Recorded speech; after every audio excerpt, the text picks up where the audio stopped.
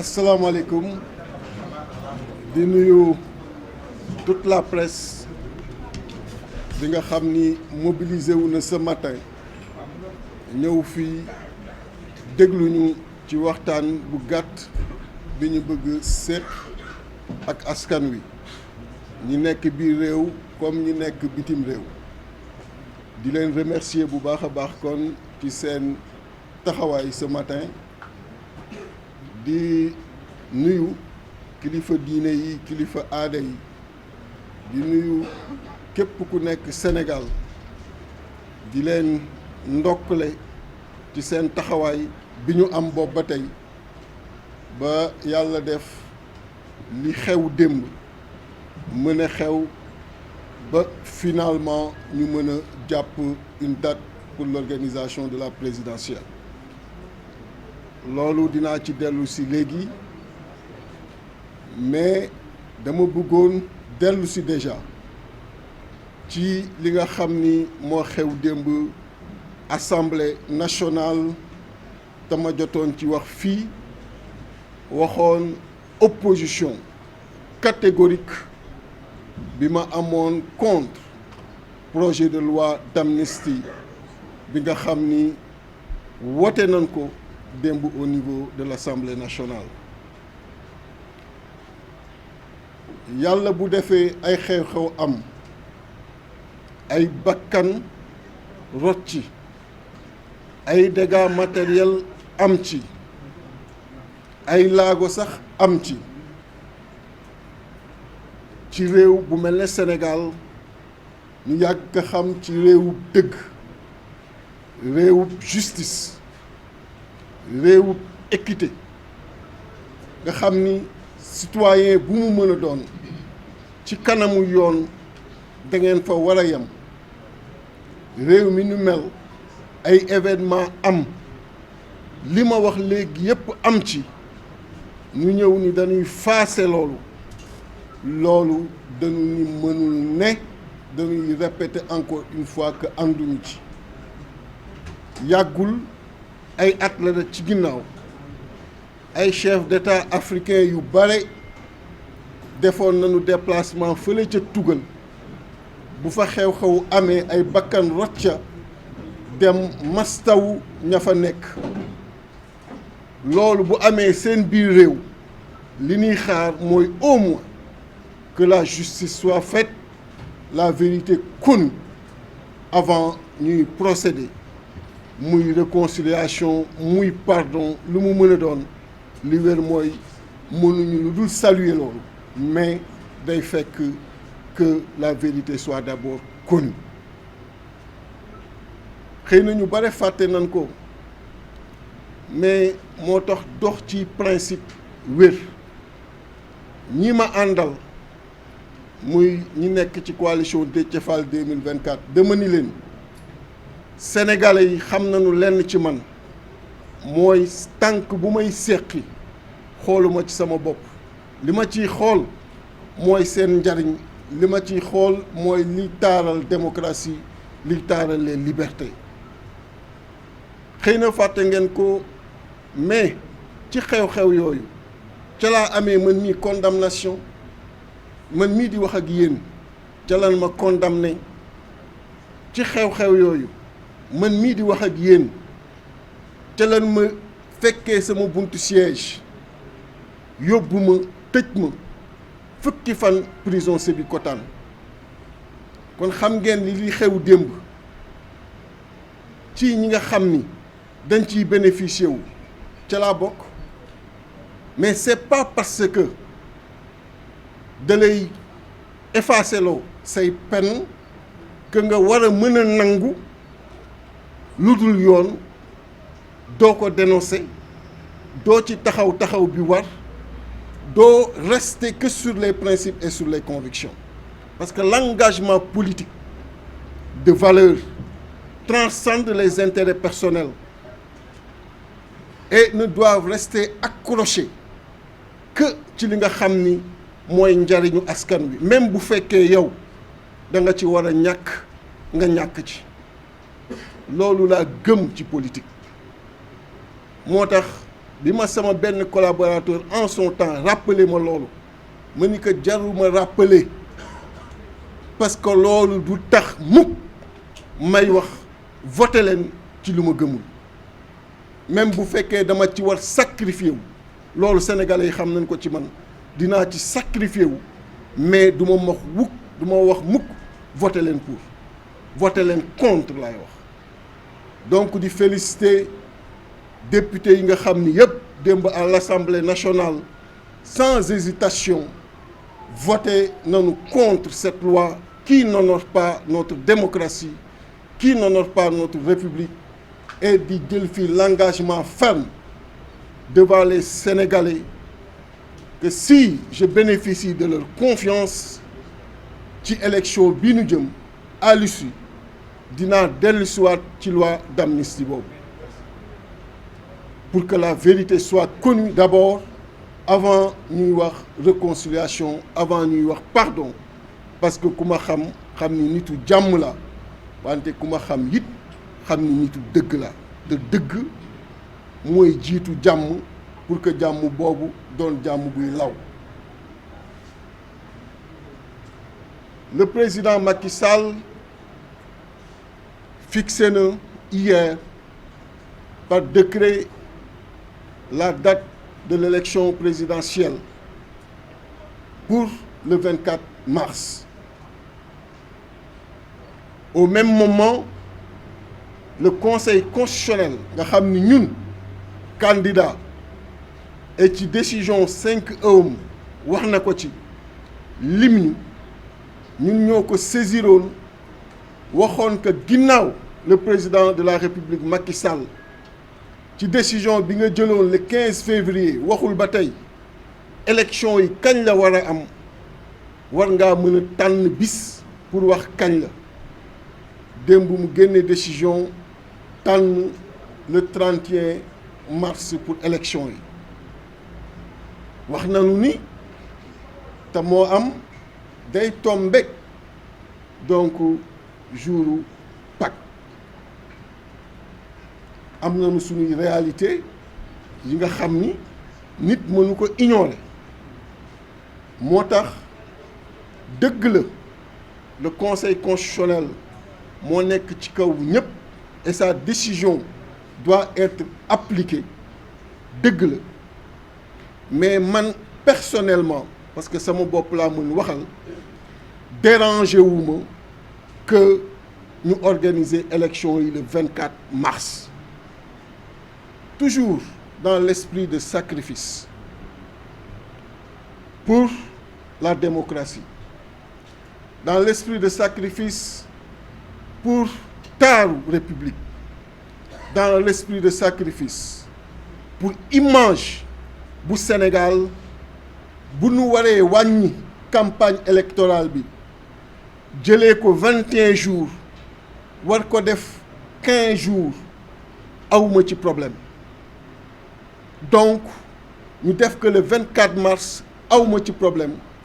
ñu def que le 31 mars awma ci problème mais nañu bàyyi xel cette réalité et li metti rek mooy li ñu naan tout ça pour ça dàq nga élection yi limub weer lan nga ci am ci diggante bi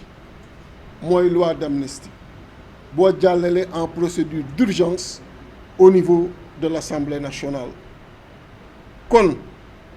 lan moo waroon en réalité dàqub élection bi lan moo waroon en réalité poñe la démocratie sénégalaise lan moo waroon en réalité salfaañe le calendrier électoral dem nga bay waaj a dem natt ak anam boo ko mën a nattee gis ni sa candidat du jàll gis ni sa candidat du la remplacer nga ni kon balaay élection di am may jël le risque d'être remplacé par quelqu'un d'autre naa jël les précautions pour que li fi xew yépp ñu faase ko loolu moo wundu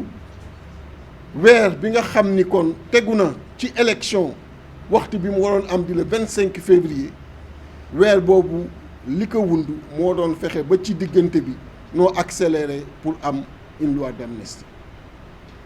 Est-ce que loolu jaroon na tey Sénégal di vivre li nga xam ni vivre na ko et ñun acteurs politiques yi suñu malheur par moment mooy dañuy fàtte ni du ñun képp ñoo téye Sénégal, du ñun képp ñoo nekk Sénégal, du ñun képp ñoo ŋànk Sénégal te suñu ay jëfin suñu ay doxalin dañuy poñe activité bépp sénégalais ak bépp sénégalaise foo mën a nekk biir réew ak bitim réew waxuma la ak élection nga xam ni dafa war a am ku gañe ku yàlla teg ko ñu mën a avancer jàll ci leneen mais gis ngeen depuis que le changement de date a existé Sénégal ci ligne bi mu nekk ligne rouge bi mu nekk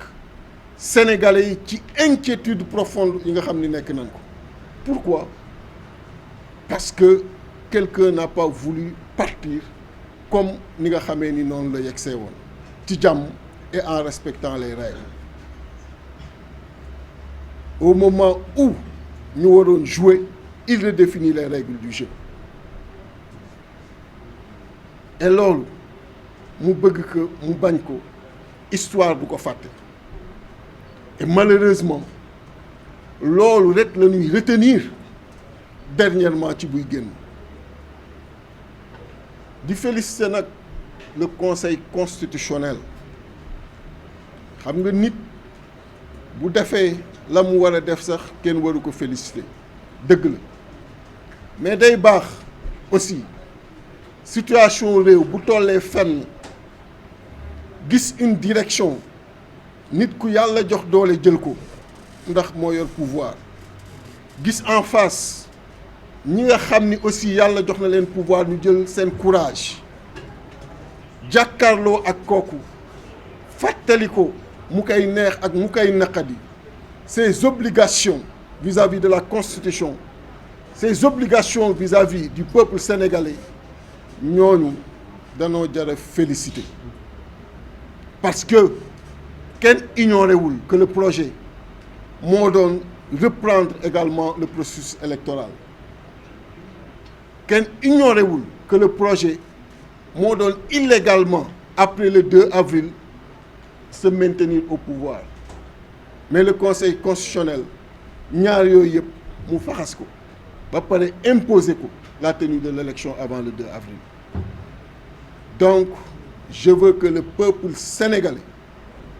quel que soit par ailleurs li fi jot a jàll rendre un vibrant hommage à ces sages du conseil constitutionnel nga xam ni traité nañ leen tur yu ne dernièrement dem ba mettre sur pied une commission d'enquête parlementaire pour tuumal ay juges tey ñu ñëw wane ni li leen ñor mooy le Sénégal li leen ñor mooy l'application de la Constitution quel que soit par ailleurs ki nga xam ni moo bëgg leneen même bu fekkee président de la République la ak bépp doole bu ko yàlla jox amul benn jeexalu président bu gën a ñaawee bu gën a tuutee que jeexalu président de la République bi boo demee ba bànqaas yi wër Sénégal amul bànqaas bu respecter sa volonté xam nga loolu c'est un problème donc diversion bi mu def démb lu mënoon ñàkk la parce que loolu tactique politicienne la xamoon na ni conseil constitutionnel mi ngi rejeter proposition yu jóge ci dialogue bi yëpp réunir nga 2 jours les forces vives say forces vives retenir ak ñoom ay propositions retenir ak ñoom nu nu salfaañee constitution bi retenir ak ñoom une date buy salfaañee constitution bi nga nekk en plein conseil des ministres ñu xamal la ni conseil constitutionnel rejeté na loolu lépp mu leer ni la tey titre journaux yëpp dafa doon porté ci revers boobu bi la conseil constitutionnel def malgré 2 jours yi nga xam ni mobiliser nga nit ñi pour def sa dialogue nga xam loolu nga ni naa def de la diversion naa dissoudre le gouvernement, nommer un premier ministre. On lui rappelle que moi, en 2019, c'est en tant que président de la République qu'il était candidat. Ça n'a pas été une lourdeur pour lui, alors qu'il avait beaucoup plus de charges.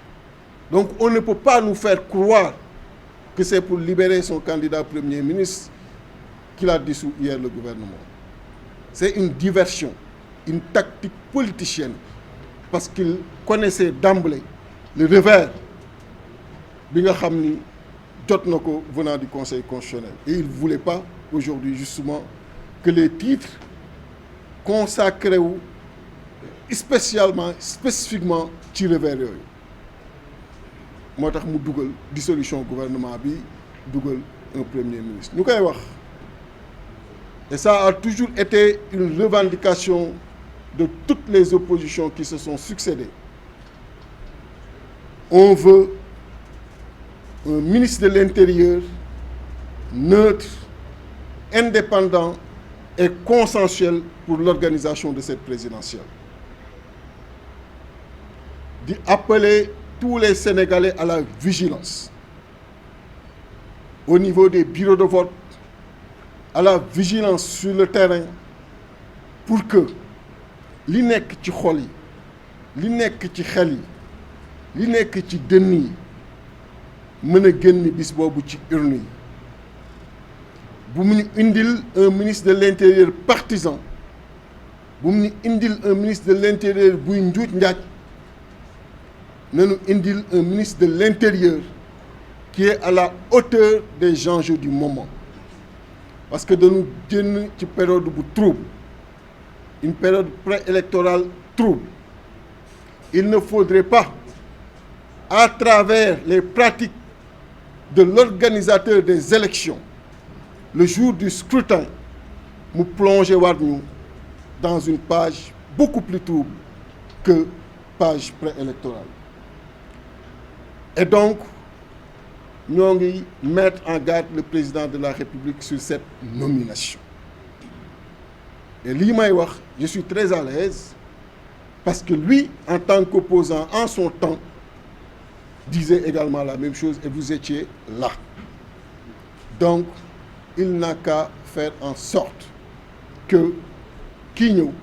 donne une personnalité neutre et indépendante. Di wax sénégalais yépp que la coalition Déthié Fall 2024, dès ce dimanche au plus tard, sera sur le terrain politique, sera en campagne partout au Sénégal, de tendre la main aux Sénégalais et aux Sénégalaises d'ici et dans la diaspora, à ce que nous accompagnions cette caravane de la vérité, cette caravane de la constance, cette caravane des principes et cette caravane qui veut leur offrir un Sénégal totalement différent de ce qu'ils ont connu jusqu'ici. Xam ngeen ni amul lenn lu ma mës a jël comme engagement devant ce peuple sénégalais et que je n'ai pas respecté. Lu mu metti metti, même bu may gaañ, je le respecte. Et j'ai pris l'engagement d'un Sénégal bon à vivre et beau à voir. Et dans les prochains jours, sunu débat ci loolu lay porté wu exclusivement pour que ngeen mën a xam ni yàq amoon na fi, ñu mën a yàq jaar nañ fi, mais ñu mën a defar également ñoo ngi fi ñoo ngi leen di tàllal loxo jërëjëf.